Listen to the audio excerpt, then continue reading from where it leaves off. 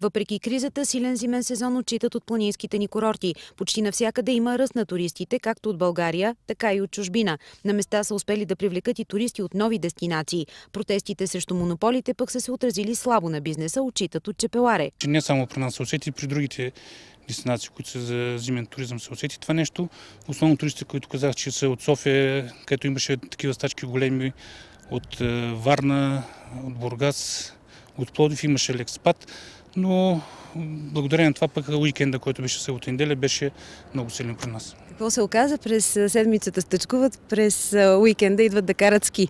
Точно така, да. Хотелиери от родопските ни курорти обаче са притеснени, че основни инфраструктурни проекти за региона са замразени. Спрян е ремонта на пътя Асеновград Смолян, а пари за довършването му няма.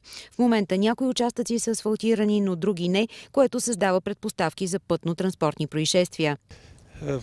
Поставяме чрез вашата телевизия въпроса и молбата ни е директно към президента Плевнелиев, към министра на икономиката, енергетиката и туризма. Какво?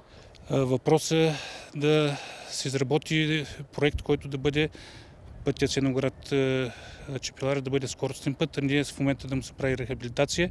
Освен това, ние имаме информация, че средствата са свършили за този път и има някакви очаквания, че няма да се довърши пътя, защото този проект не само е за бизнеса, туристическия и другия бизнес, а той е за цялото население. Във всички родни планински курорти цените в момента са намалени на места с до 50%. Условията за ски пък все още са добри.